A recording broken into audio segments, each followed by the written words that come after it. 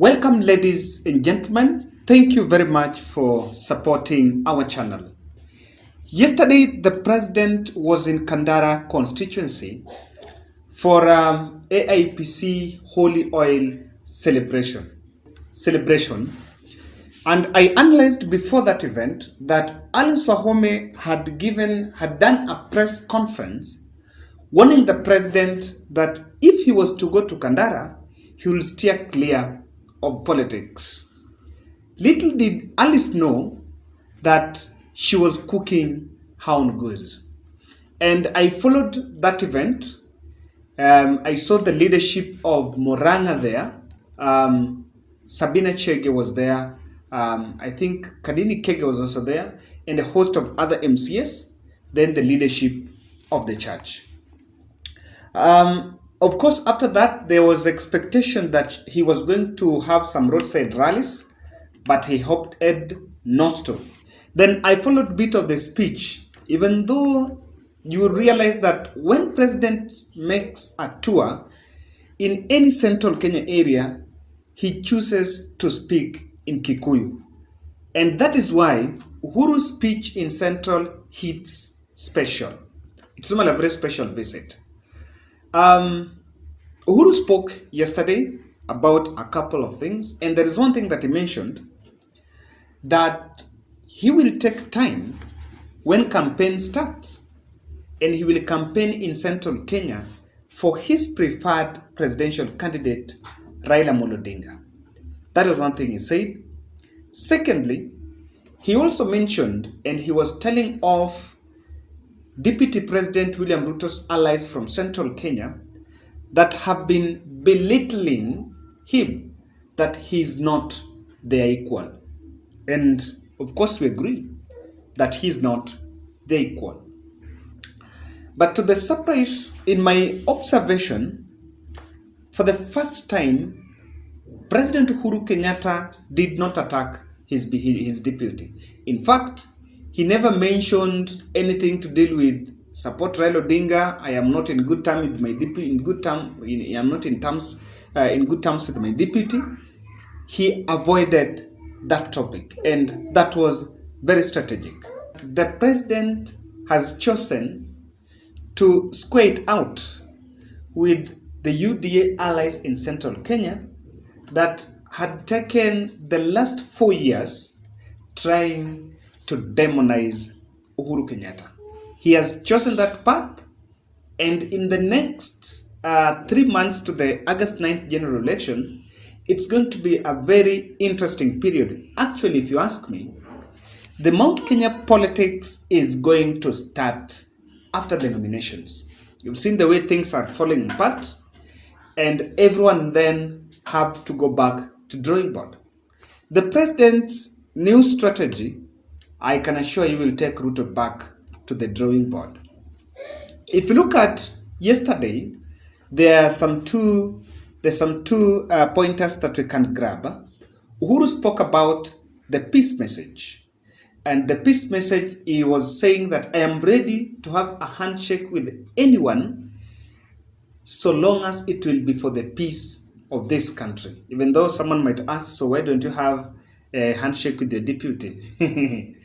Then, actually, it was by coincidence that when he was making that tour, the UDA nominations were going on, and there were elements of violence that were being witnessed. The terms of violence has been a very long-term tool against Raila Odinga's presidential bid from 2013 to 2017, where the party was branded as a party that thrives in violence. So I think if you look at what the president mentioned about the need for peace, it's a stab in the eye of the UDA nominations. But again, I don't want to delve deep on that. Then another thing is something he mentioned is about the track record. And that is why I'm saying that the next 3 months is very tricky for these Mount Kenya allies that Deputy President William Ruto is depending on. Because unlike the last 4 years where they had always taken time to demystify the government then now the reality is going to dawn on them, because they have got the tickets. Jubilee candidates are on the other side talking about what the government has done. The incumbents are also trying to sell their cards.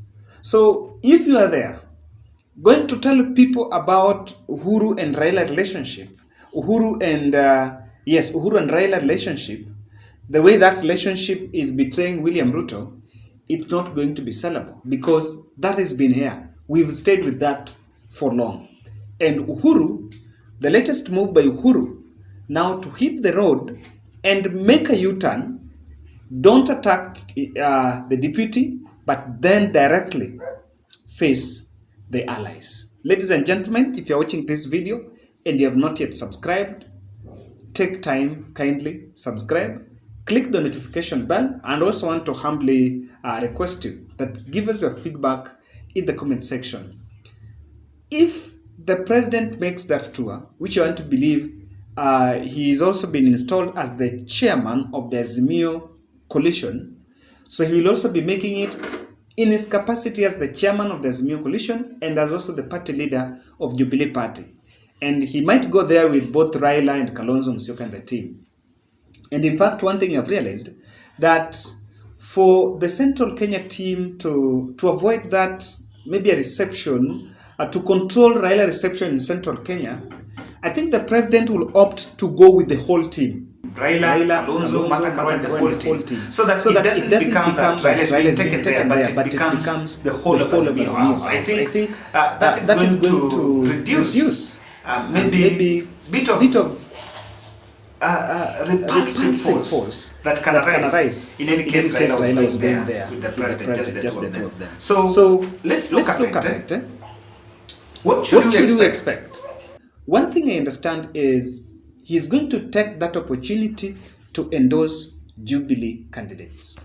That endorsement is very critical, because that means then the Jubilee candidates are going to face off with the ones that have now been given the tickets from the Chama cha Kazi and the UDA. Now, that endorsement is very important, because the president already has a clout.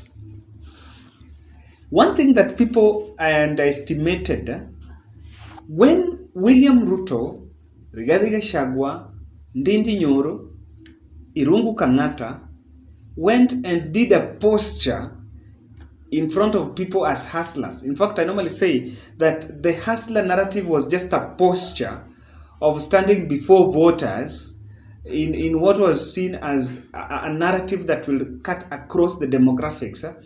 They even knew that that posture was going to override everything. So people will not listen to what the president is saying. But as things go by, it seems he's getting something right. Let me just remind you, during that yesterday's event, he actually negotiated a truce, mediated a truce, a handshake between the different factions of that church that had been fighting for the last 17 years. That means this is a very big following around him, and this is a team that can really deliver something tangible to when the president. This is a team that can listen to him when he finally decides to hit the road. So number two, I think the president have decided to refrain from Ruto betrayal agenda. This is something that is going to find the other team red-handed. Is going to catch them red-handed, because I think everything has been exhausted. If it is about assassination attempt, Livondo spoke about it. If it is about he left government to do campaigns, that already been said by Tuju, Raphael Tuju, and all these leaders are in Jubilee Party. They've said everything about Deputy President. Now, whatever has been exhausted is what the UDA allies from Central Kenya were using to incite the president against Deputy. So what the president has done, to leave attacking his deputy and then facing these allies, because he believes that these are the allies that these are the foot soldiers that have been sent there to cause that. That change of tactic is going to affect these campaigns of these other fellas. And of course, with what has happened, It's not going to be easy. Number three, the presidential team will try to ride on the Kupangwa thing. If you look at the way UDA handled the nominations and all this aspirant stuff, there was that dominant narrative in this week and of course in this month was hatupangwingwi, but when it came to the nomination, there was step down, let this one be here, step there, let this one take the ticket on that. And so the reason why that is going to be used against them is because someone will tell the Central Kenya team that their interest, these fellas that are telling you that they have their interest, your interest, they don't have a say. Look at what happened at the UDA. They were being pangwad, or they are being, is it arranged? Let me say that. I don't know whether the right translation is being arranged. Yes, I think kupangwa.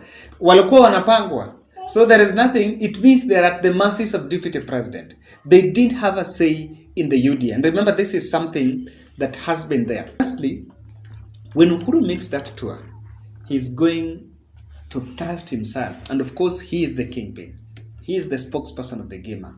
When he carries Martha Karua, goes there with Sabina Chege and the Central Kenya team, I'm telling you, it's going to match what is happening the other side. And him being, when he speaks, he's going to speak representing the voice of the community. You cannot compare that with what Ndindi Nyoro is saying and the rest of the fellas. And what is going to deflate these politicians, why they can't pursue the interests of the community is because they are going to seek the elective seats. Like Rigathi Gachagua is vying for an MP seat somewhere. Ndindi Nyoro is vying for the MP seat or some elective seat somewhere. Irungu Kangata is seeking the governor. Kandara lady Alice Wahome is almost losing there. So what is going to happen is they are not going to concentrate more on the national campaigns. In fact, there is no way they will go and say something universal that can bring unity in Kiambu when themselves they have reduced themselves to member of parliament aspirants. The fact that they have now reduced their politics to the elective positions that has already taken them to the factory settings. So the likes of Uhuru Kenyatta and Martha Karua have a chance now to speak the voice of the community. That void is there. These fellas have gone down. No one is now thinking about them. Everyone will listen to what the president is saying. And before you know, August 9th, I can surely tell you, president is going to tell these people that all those who had been abusing me, you see some of them lost in the nominations. And he'll find a way of crafting this message. And now people will actually listen to the fact that, look here, Keto Guru lost, was abusing me. Isaac Mora lost, was abusing me. Now look, you should even now make sure that you drop these people. This is going to work against them. And I can tell you that that's how the Central Kenya vote will be snatched in the eyes of Deputy President. In long shot, Uhuru has the card.